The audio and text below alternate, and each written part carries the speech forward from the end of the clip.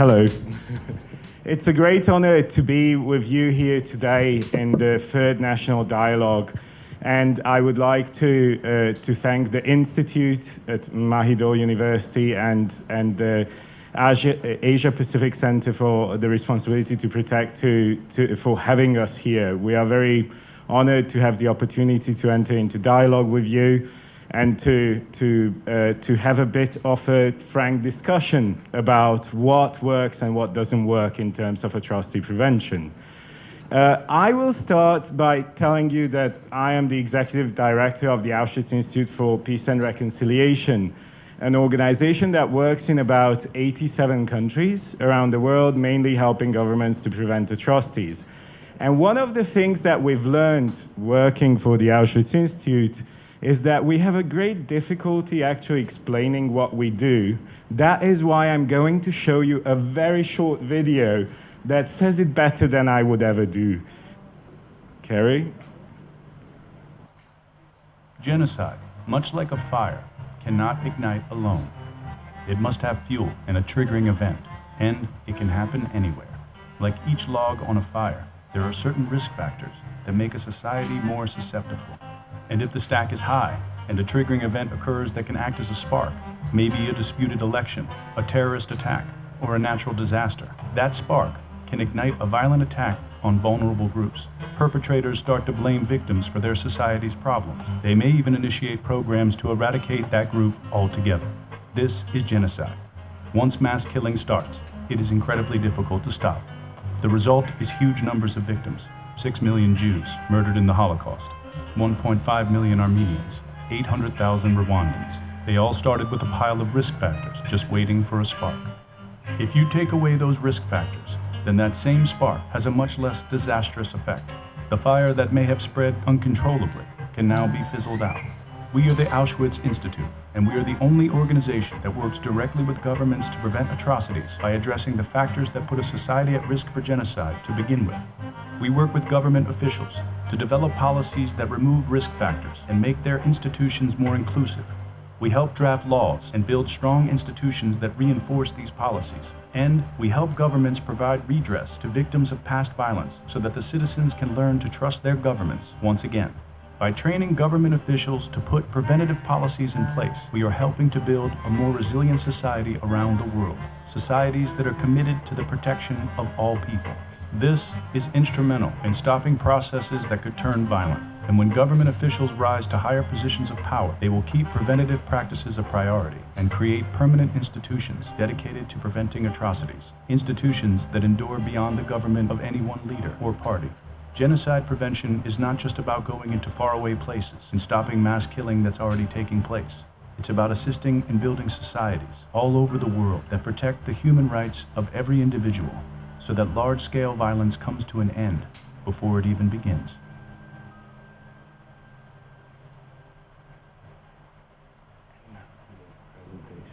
So this is our small summary of what we do at the organization. As I told you, we've worked with 87 governments, and we have offices in Auschwitz, in New York, in Buenos Aires, in Kampala, and in Bucharest.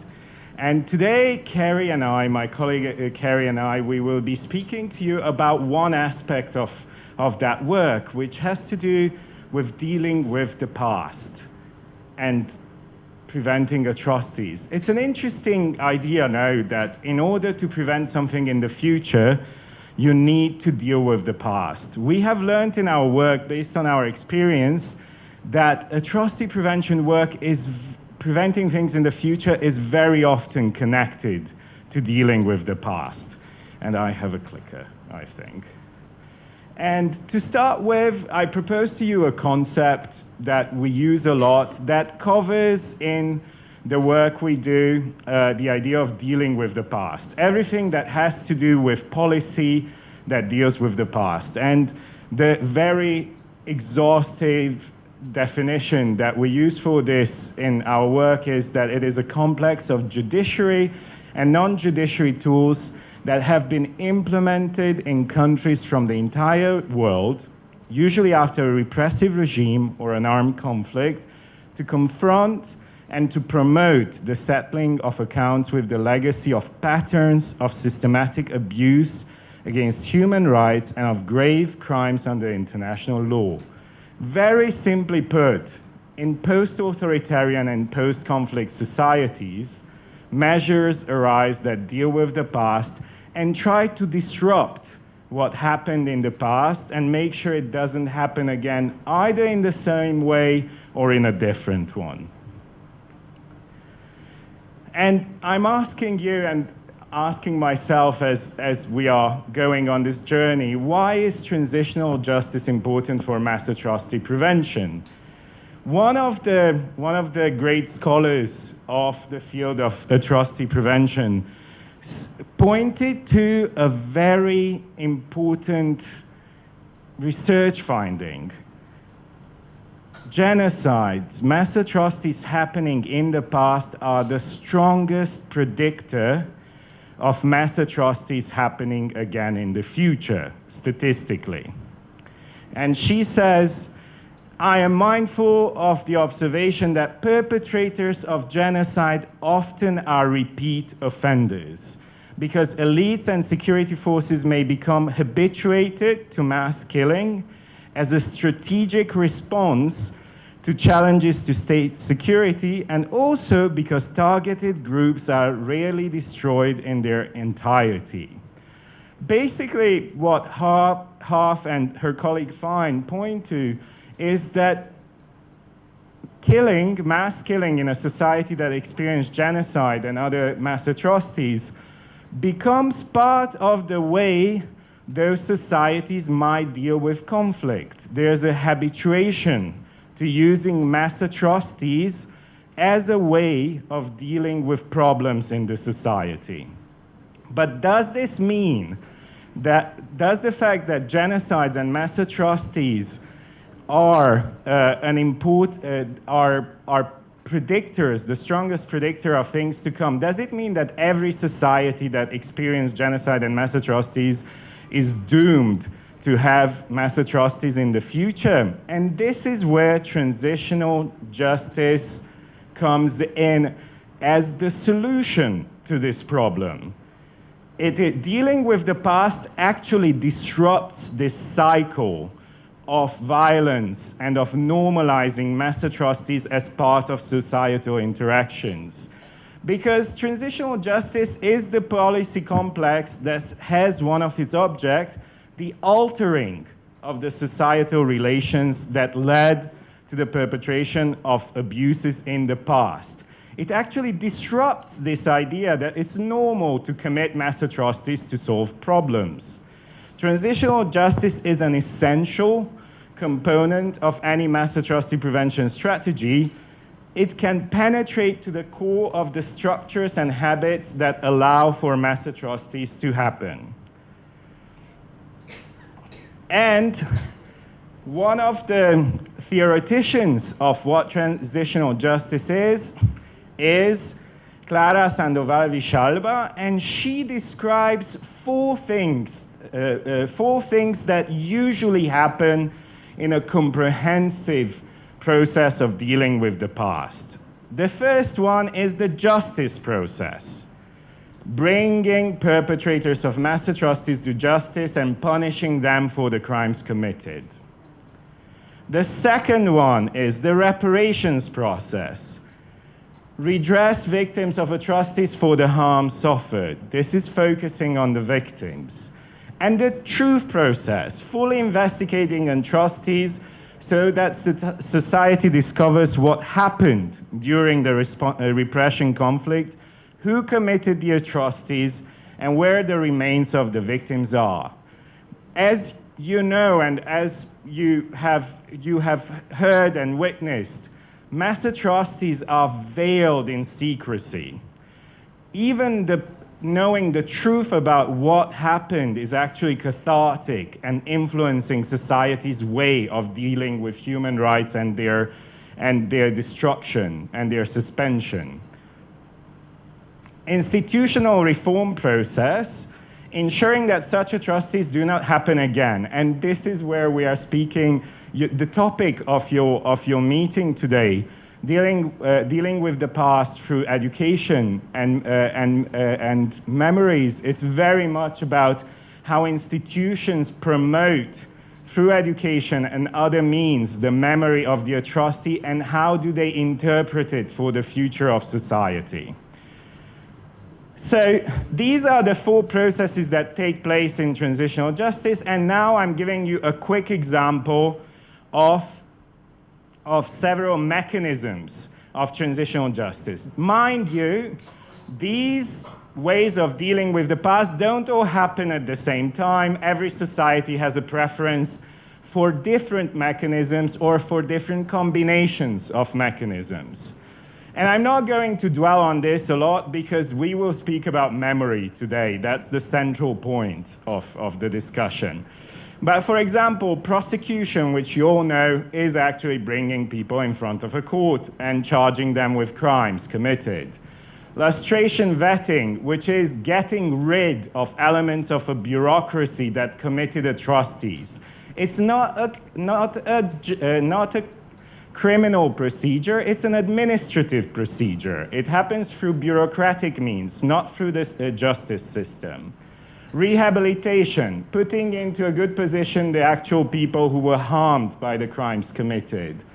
Restitution, giving back property that was taken away through the crimes. That happens also a lot in mass atrocities. Reparation, compensating people for the losses they suffered. Amnesty. Amnesty is also a way of dealing with the past, giving a blanket forgiveness or a conditional forgiveness to perpetrators during the crimes. Truth commissions, setting up research bodies that try to find the truth and to give victims an opportunity to speak in front of society.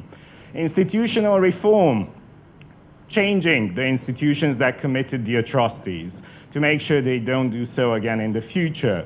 Disarmament, demobilization, and reintegration, that has to do with security forces that have been part of committing atrocities and restructuring them and giving them a new shape so that they can't again commit these atrocities. And we get to the last one, which is a huge component of this process: memory politics, memorialization, memory education, etc.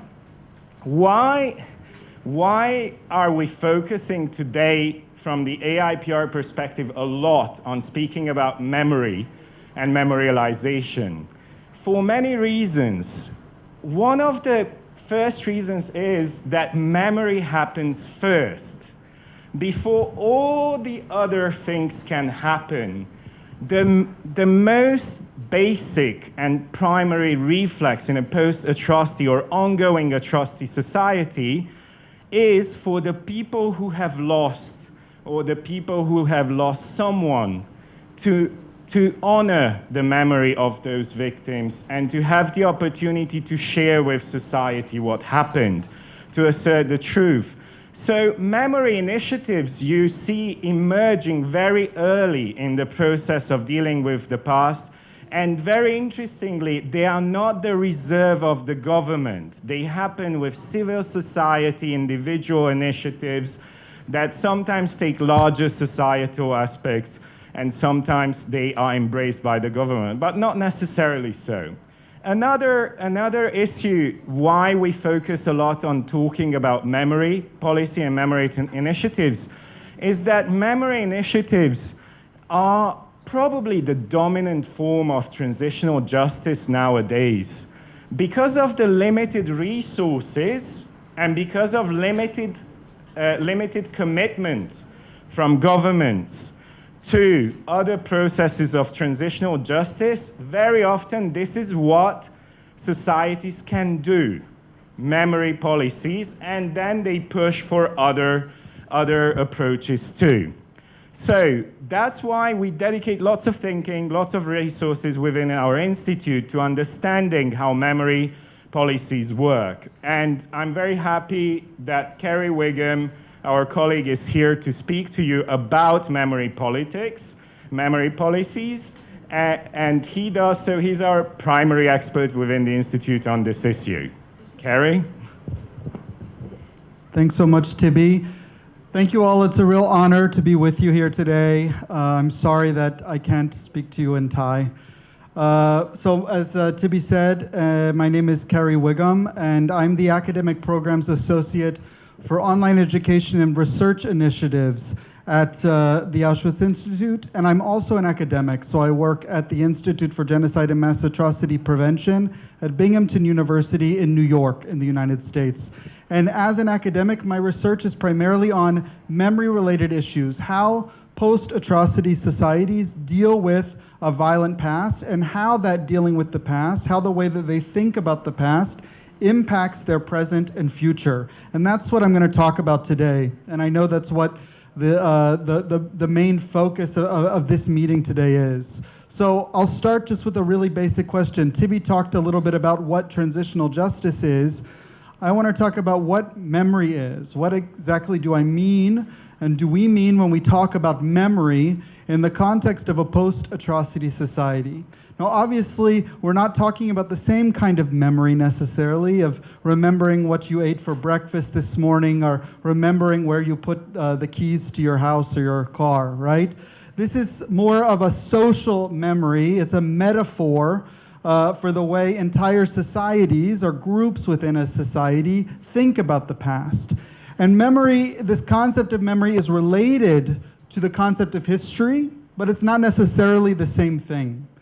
So history, with a capital H, we can think about as everything that actually happened in the past. All of the events, all of the facts and figures, the entire scope of what has occurred. Memory, though, is the way that that past, or the aspects of that past, that are impacting the way our present and influencing our visions for the future. So it's a selective version of past events that are selected by society, by the government, by civil society as well, that are impacting the way that we envision our present and future. Now, importantly, what we call history, for instance, what's taught in a history book or what's included between the two covers of a history book, is not necessarily, not only necessarily, it's not the entirety of history, right? Not every story is told within a history book. Not all of the events and facts are included within a history book. So actually, what's taught as history in schools in every society of the world is really a form of memory. It's the memory that's reached a certain level of status or sanctioned by the government, usually by the institutions that are creating history books or creating curriculum, and that so that this version of the past is somehow beyond general dispute. But of course, there are other aspects of the past that exist, and other memories that exist within a society that can also have an impact on the way that people understand their present and future. Now, there's this other concept that's very much related to memory that gets, this quote, it gets talked a lot about when we talk about memory in post-genocidal context. This aphorism by philosopher George Santayana, who said, "Those who do not remember the past are condemned to repeat it." And somehow this quote has been used in many contexts to say, if we simply remember past violence, then somehow magically more violence will not occur. That simply the act of memory is going to save us from any future accounts of violence. Now we know, of course, that this isn't true, because we have strong memory narratives of many past genocides and atrocities all over the world, and yet many of these societies and other societies continue to experience mass violence.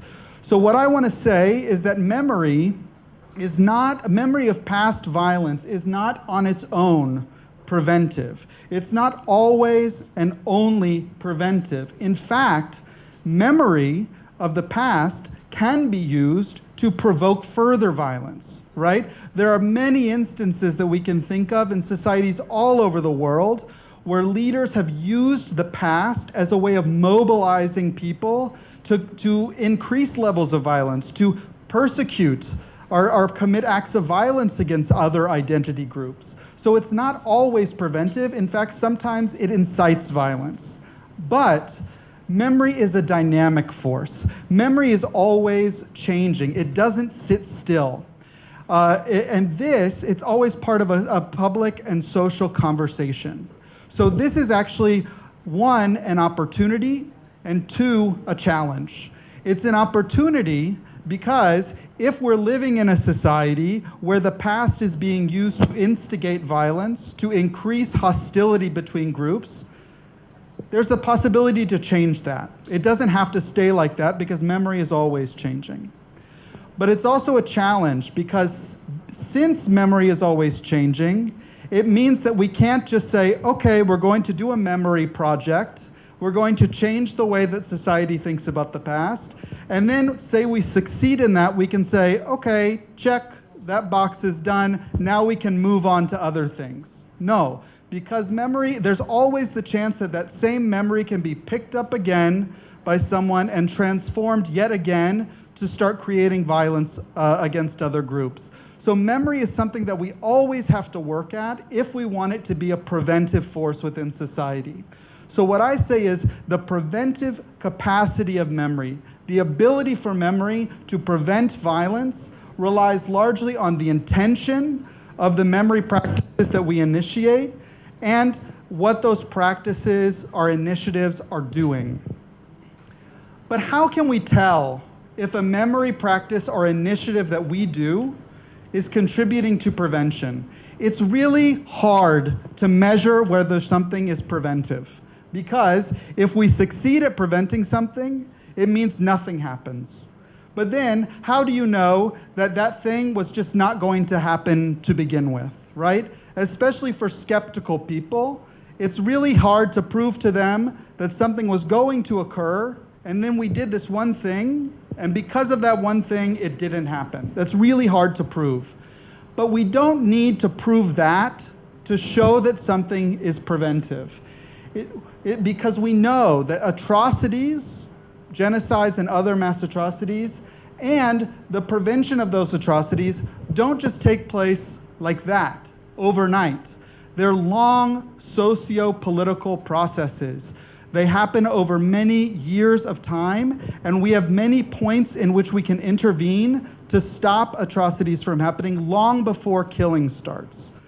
Similarly, with prevention, we have things that we can do to prevent over long periods of time. It's not about just simply intervening in the moment where the violence is at its peak. We can actually intervene much earlier, and we have work to do, as Tibi mentioned, in the aftermath as well to prevent. And one thing we know really well now is what the risk factors are. What risks exist within societies that make them, that indicate that the risk for genocide or mass atrocities to happen is high. There's a large degree of consensus in the field of genocide and atrocity studies now about what these risk factors are. So what I propose to you is, if we know what these risk factors are that put a society at high risk for mass atrocities, then we can call an initiative preventive if it helps to mitigate or diminish any one of those risks. Now, what this means is we can't say that any one project is going to be what in the US we would call a silver bullet, this one magical thing that's going to solve all of our problems. Instead, usually what we need in these complex scenarios are many different initiatives, each of which contribute to mitigating or diminishing risk in different ways. So we can think about memory practices as preventive, like I said, if they respond to mitigating any of these risk factors. These on the screen are just a series of 20 risk factors or indicators that we work with at the Auschwitz Institute, that we teach in our training modules. We're very happy to share with you, if you're interested, this list of risk factors that exist within a society. But what I want to propose is how some memory initiatives, or get us to think about, is how some memory initiatives can respond to these risks. I'm not going to go through them today for time purposes, just framing it in this way, and I can share these with you later. So let's look at what are the memory initiatives, the things that we can do relating to memory that can contribute to prevention in some way. I think of 5 different categories of memory initiatives that generally exist or emerge in post-atrocity contexts, but this is not a comprehensive list. I'm sure you could also help me think of other categories that I'm not covering here. What I want to do is go through some of these different categories that are related to memory, forming memory in a post-atrocity context. And I'm just going to give one example of a particularly, for me, interesting case for each of these. The examples I'm going to bring today are not based in this region because I know the rest of the day is going to be really focused on Thailand and Southeast Asia. So I look forward to hearing the examples that you have to bring to this list as well. First, civil society activism.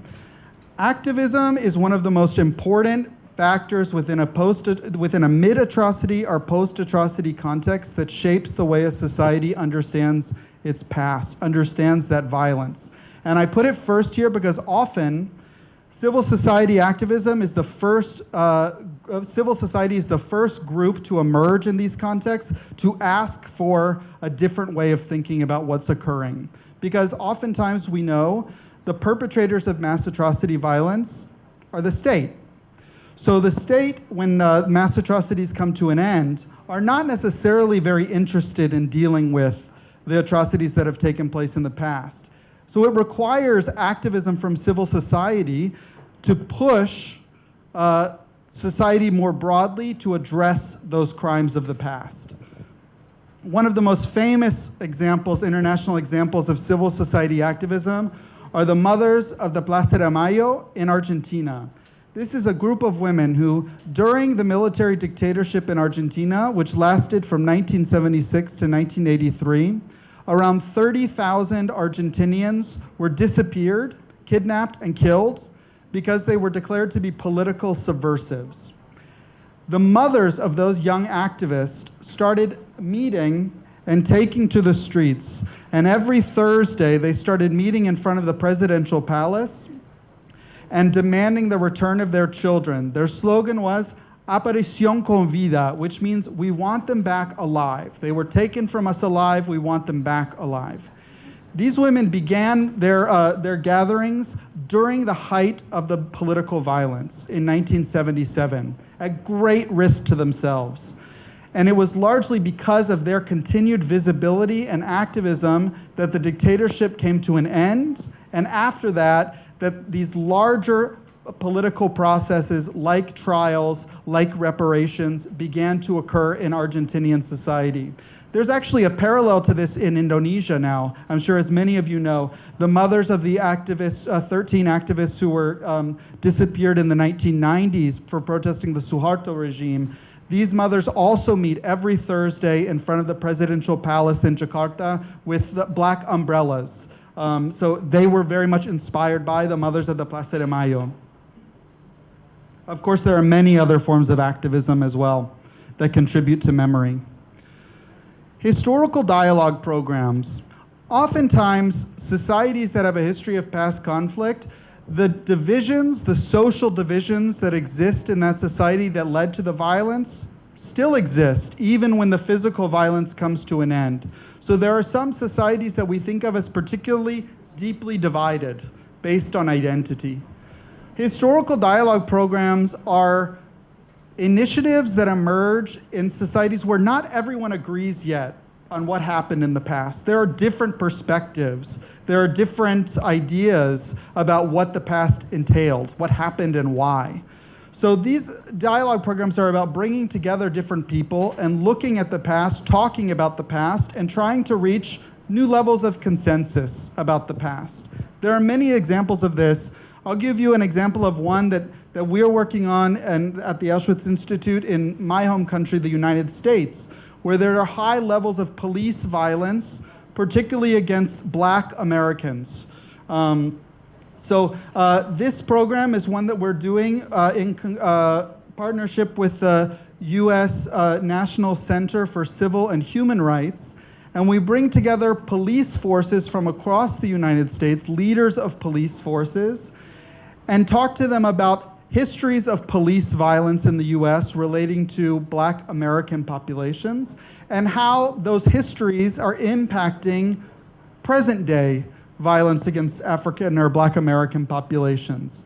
This is just one example, but there are many other examples of these programs as well. We're also doing similar programming with military forces. For instance, in Argentina right now, we're working on a new program with the Memory Museum in Argentina to bring military forces, the former perpetrators of violence during the dictatorship, to these sites of memory to offer new training on human rights for the military. Education and outreach programs. This, I think, is one of the big topics that you're going to be focusing on today and that I very much look forward to the conversation. Education programs can be incredibly important in post-atrocity societies because education programs and outreach programs are the ways that the next generation is informed about the past so that we can potentially have more longer-term preventive strategies. If our younger generations can think differently about the past, then presumably the hostilities of violence in the past will not continue into the present. I'll give you one example of a particularly interesting case because I know that we're going to be talking today about textbooks, history textbooks. In Israel, Palestine, which as many of you know, as all of you know I'm sure, is an incredibly deeply divided society where Jewish Israelis and Palestinians very rarely interact with each other or talk to each other, and they definitely don't go to school with each other, okay?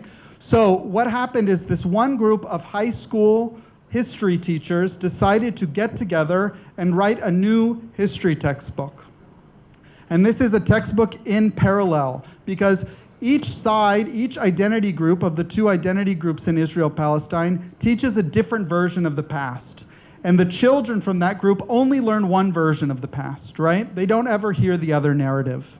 So the idea with this textbook is that this side was created by Jewish Israeli history teachers, and this side created by Palestinian history teachers. And it tells about these contentious historical events from both perspectives. So here we see the War of Independence, which is from the Jewish-Israeli perspective. And here we see the Nakba, the catastrophe, which is the Palestinian perspective on this war, because it was a very destructive period of time for Palestinians. And what's really interesting about this is they also included in the margin in between blank space so that the students could write their own notes, their own thoughts and questions. So it emphasizes the idea that the students also have agency. They also are part of writing narratives about the past and the way that it's impacting their present. The arts have a really big role to play in creating and building memory because the arts are a way of reaching out to many sectors of society, right? And by this I'm talking about theater, dance, music, film, visual arts. There are so many components of the arts, and it's really a way of reaching out to a broad sector of society. I'm going to tell you about just one example that I really love. This is a piece created by a Bosnian artist named Aida Shehovic, and it's called Što te nema. Što te nema in Bosnian means, why are you not here, or why are you not coming? This piece is what she calls a nomadic monument. Every year on July 11th, which is the anniversary of the genocide in Srebrenica, which is a genocide in which 8,373 Bosnian Muslims were killed by Bosnian Serb forces.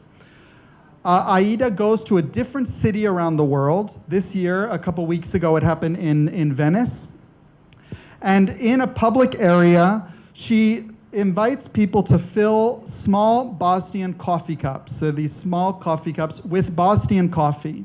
The reason she does this is because when she talks to the widows or the women who lost someone in this genocide, they would always say the time that they miss their loved ones the most is when they have coffee in the morning and their loved ones are not there to drink coffee with them.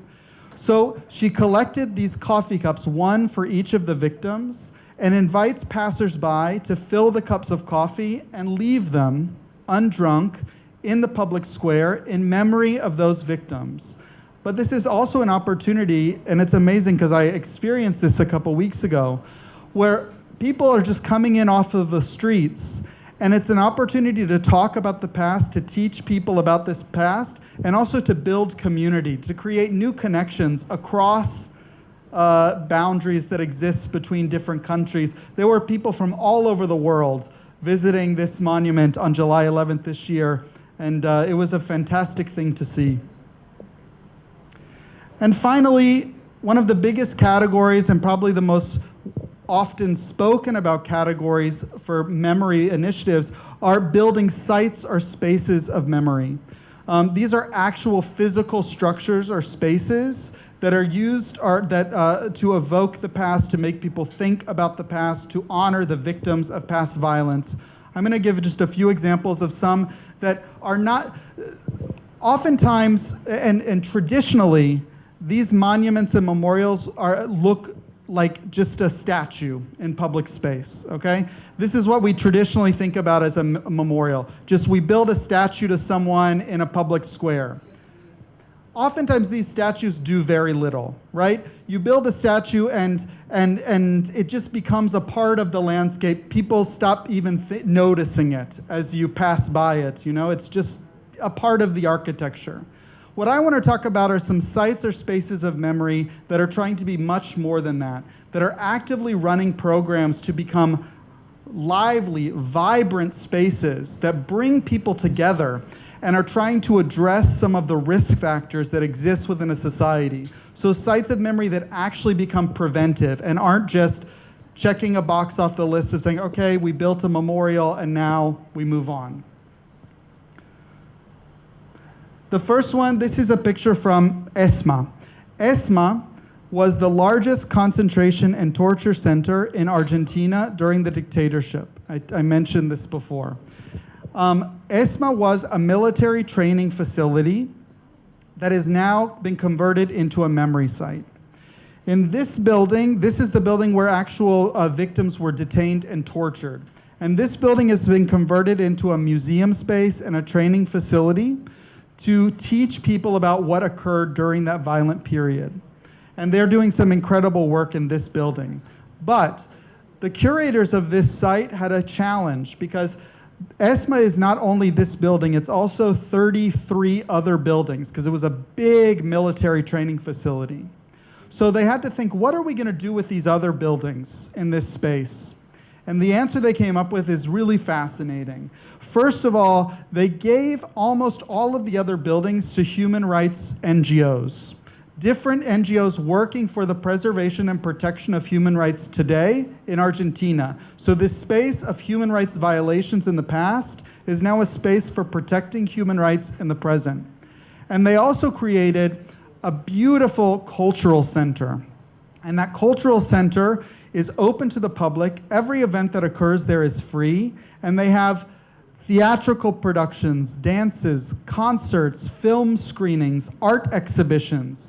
Everything that takes place there has something to do with memory, with the past. Everything that happens there is free. It also has a coffee shop and a bookstore. So what we see now is that it's become a hub for public life in Buenos Aires, where people will just come and have meetings there. So this place of death has become a space of life. It's a really beautiful testament to what memory sites can do.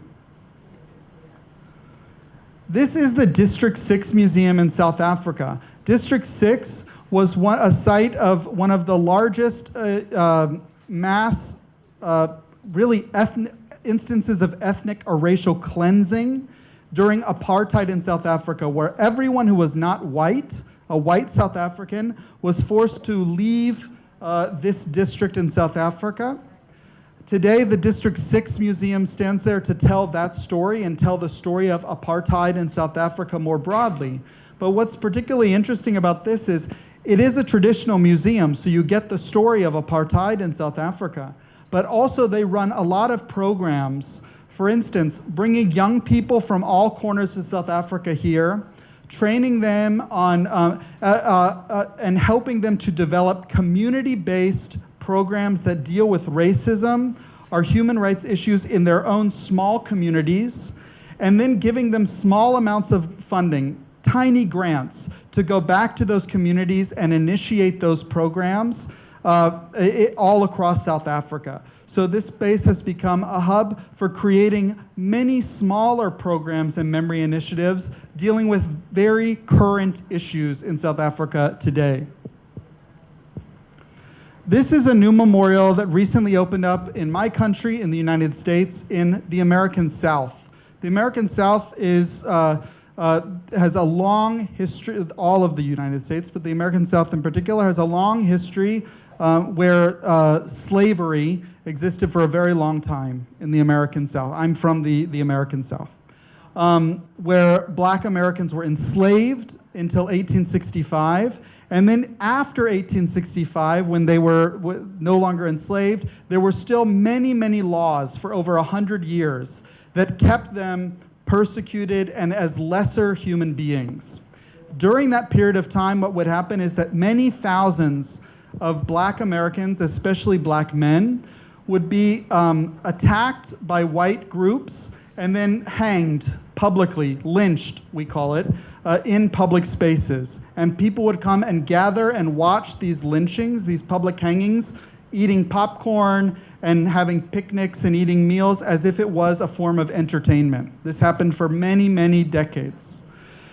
Today, this new memorial exists, and what's particularly interesting about this memorial is it's completely funded and developed by civil society. The government had no role in it.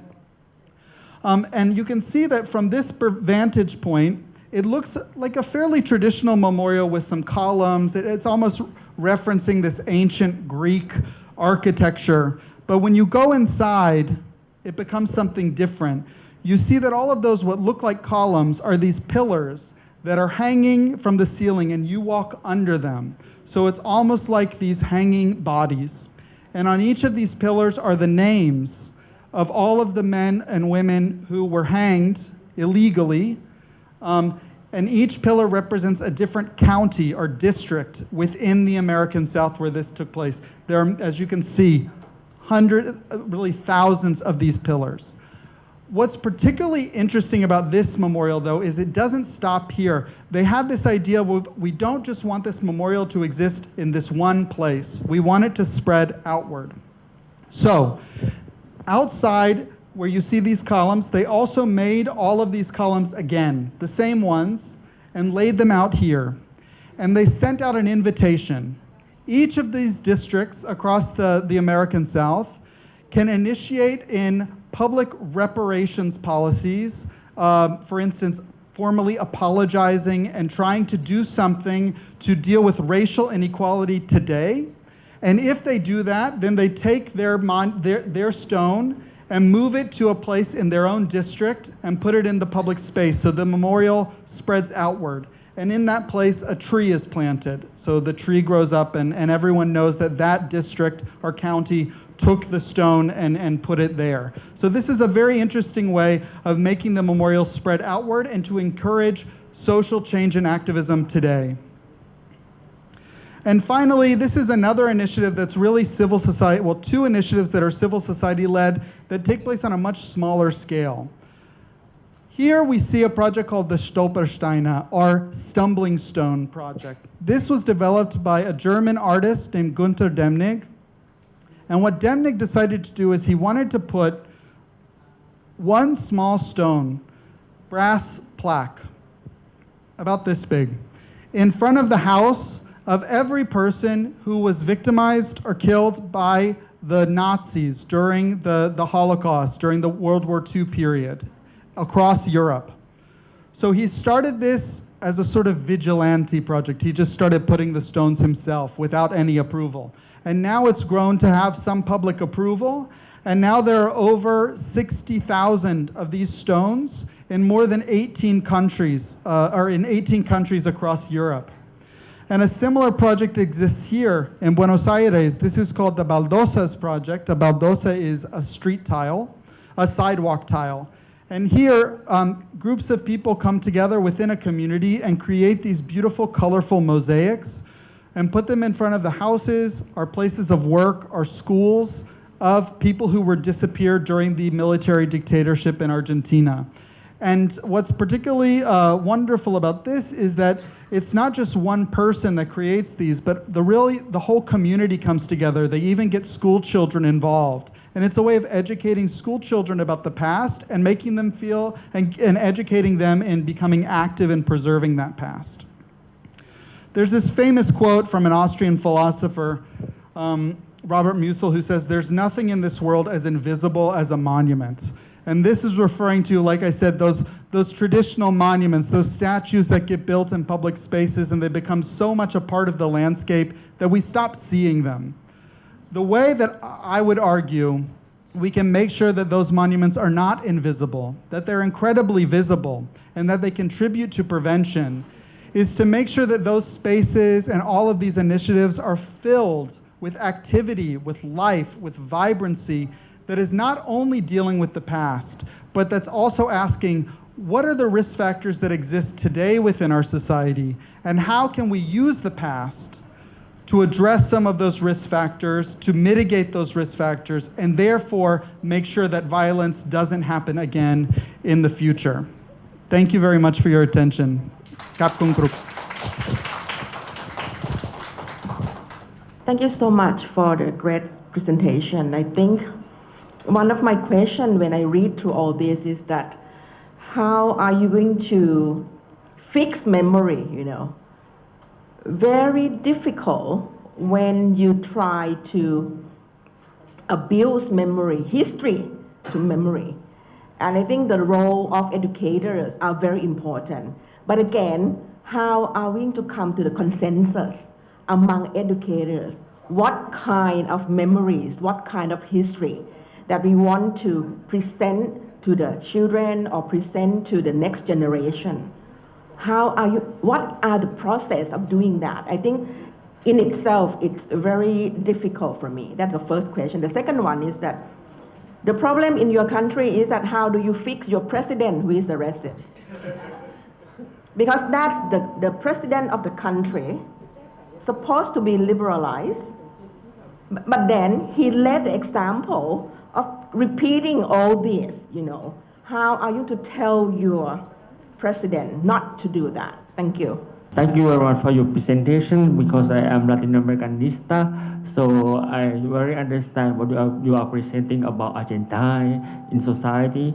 And because I think in the problem of about when we study about the history of violence, we all remember we always remember the perpetrator, but we always neglect the victim of the history.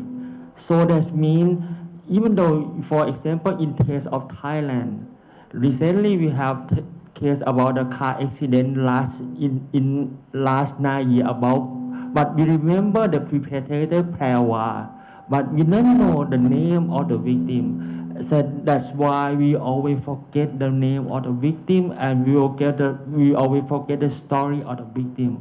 But in the other society, or in Argentina or in Latin America, the victim had become now repeat and become memorized again.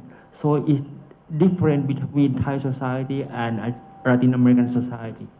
Maybe this is a funny question, but how do you mention about the monument in the American South, right? That their citizens can take the stone back to their town, something like that. But how do they take the stone? Because I think it's quite huge. But maybe it's funny. But what I wanna ask is how they design the involvement of the citizens is really important on this kind of thing, right? But I'm curious why they decide to be the wrong instead of something else, because it's quite very difficult to take back. Actually, I have one quick question. Actually, because you were talking about initiatives, right? And you were talking about civil society activism, which is, activists become like they play a key role in doing activities to prevent violence on the ground. But my question is that, what if activists become like, provoking machine, repeating all bad memories? I don't know, in your experience, would there be any kind of ways to kind of accommodate that kind of, provoking action from activists itself? Yeah, thank you. Thank you all so much for your wonderful questions. I'll begin with your two questions. I'll begin with the second one. I think what President Trump has shown is, for many years, the global north, right, the donor countries, Europe, the United States, have lived under an illusion that our democracy is incredibly strong, that we have all of these checks and balances in place, that our structures, our infrastructure is strong enough to withstand any sort of attack on our democracy. And I think what Trump has shown is that this is a total myth, right? And not just in the US, but also across Europe, as we see the rise of these ultra-nationalist, populist, moving towards fascist movements, right? So Trump is also a great argument for exactly what I'm saying, that memory, the things that, and when we think that we've dealt with the past, that the past is really in the past, that all of these nightmares of our past, for instance, my country is built on the dual atrocities of the genocide of native peoples, of indigenous peoples, and of slavery of African peoples. The entire country is built on these two genocides and atrocities. But non-indigenous or non-black people have a really easy time saying, oh, but that's in the past, and we've moved beyond that. We now have all of these rights and laws and structures in place, and we should just forget about that and move forward.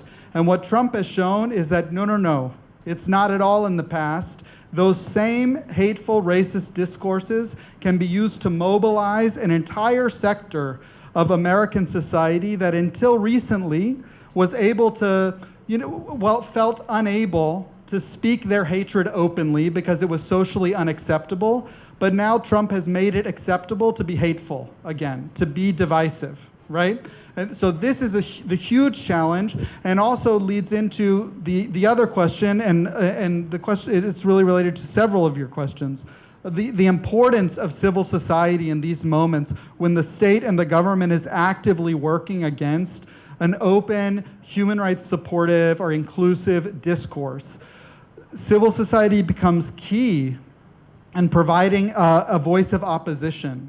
Now, in some cases, that's easier to do than others. The one thing that, at least right now, we're fairly lucky in the United States that civil society actors can still speak out openly without too much fear of being, for instance, imprisoned or persecuted to a vast extent. That's, of course, not the case everywhere.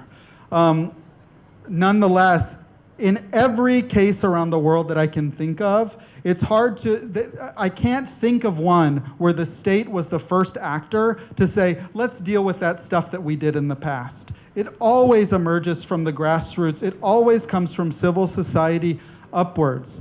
And thinking about, for instance, you brought up Argentina. Argentina has become a model for transitional justice and dealing with the past at the state level, but it's very easy to forget that all of that started from the bottom up. It did not come from the top down. So, for instance, when we come to things like remembering victims, there was the truth commissions and truth trials that took place in Argentina were really they were byproducts of civil society activism, victims groups that said, we need to know who the victims are. We need to know exactly what occurred during that period. So it wasn't first a state initiative, it came from the bottom up.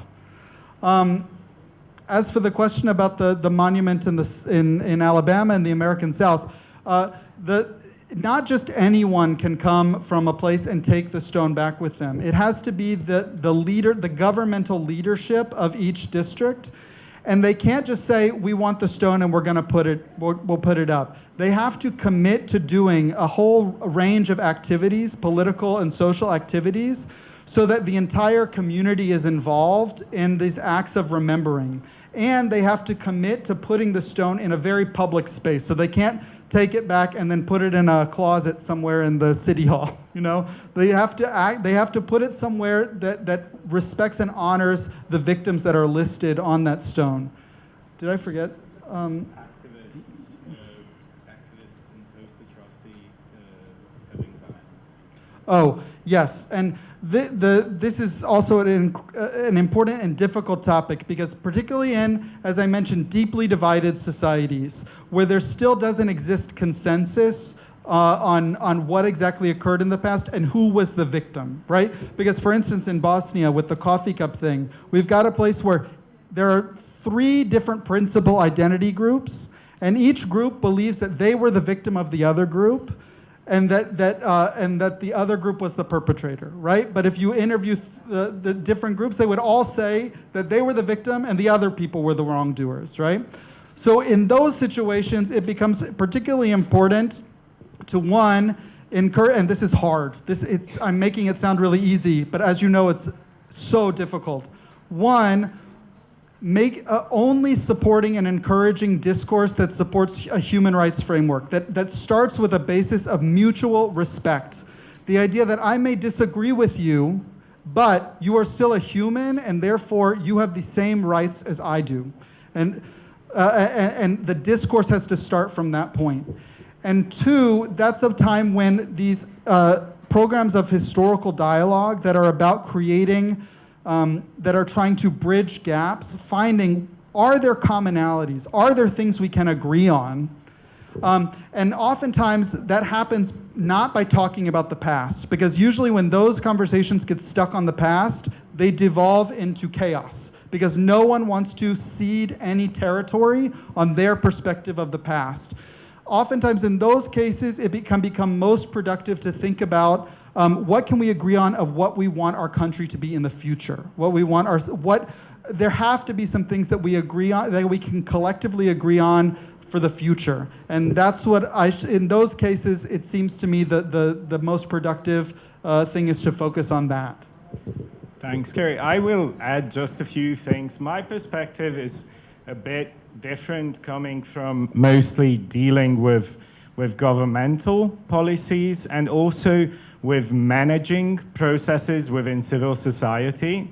So in terms of, I completely agree with Kerry's response related to Trump. But what I would like to bring in as an additional dimension, which we don't think about a lot, but is very important, is the importance of institutions. His own executive that is slowing him down has the duty to slow things, to push back against racist measures, statements, policies, and that is making actually the implementation of racist policies impossible. And that's a very important part, building bureaucracies that are committed to preventing atrocities and not carrying them out. And that's a way to counteract leadership that is, populist waves happen. I'm not excusing populist waves, but unfortunately they happen. The success to deal with populist waves is very often also the predictor of how many atrocities happen. And I agree, a civil society approach that is very forceful and not shy is essential, but also we don't need to forget a bureaucracy that is committed to making policies that disrupt democracy and deconstruct democracy not happen is also essential. It's very weird because you're basically asking the bureaucracy to not do its job. But they are very good at that very often. So let's channel it towards a human rights approach. Okay, then the second part, you were mentioning, how do you get to a historical consensus? This is an extremely important question in post-atrocity societies. All societies are post-atrocity societies at one point.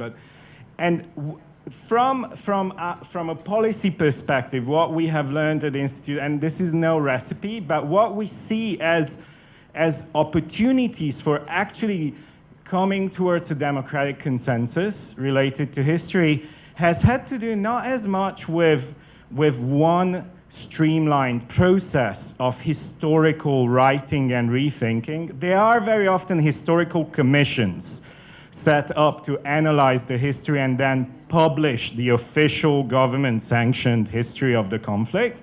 But very interestingly, what contributes to those historical commission producing narratives that are acceptable to victim groups, to civil society, have to do with allowing voices to present multiple histories.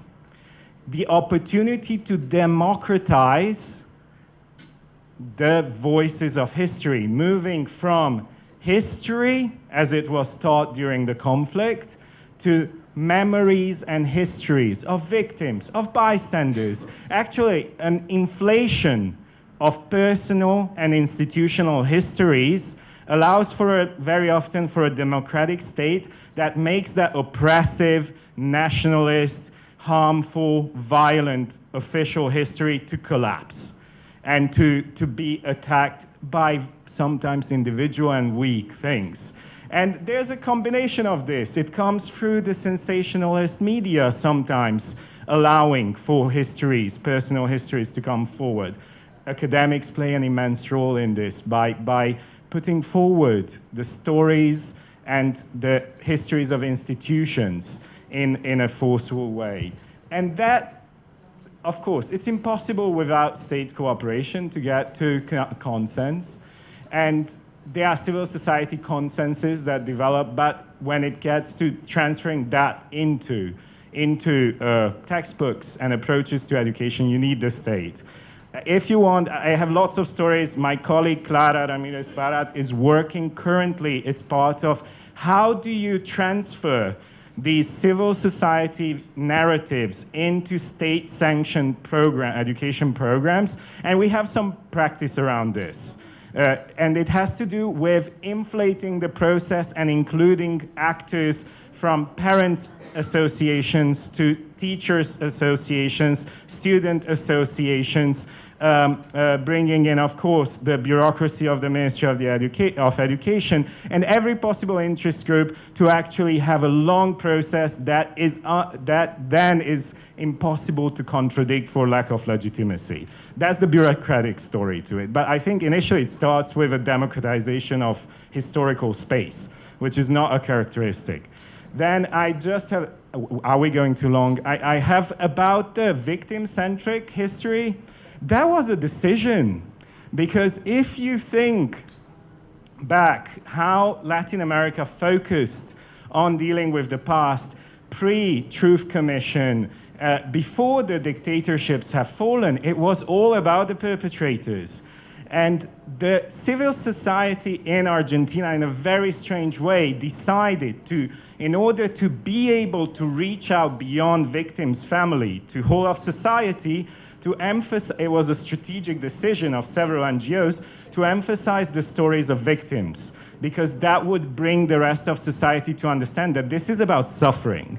This is not about ideology. And that left an imprint on how it all works. And it was a very conscious decision. So I don't actually attribute to it any cultural value. It happened as a strategy to deal with how to gain allies to the movement. And I think Sri Prabha wants me to finish. But okay, please come to me and speak to me whenever you want.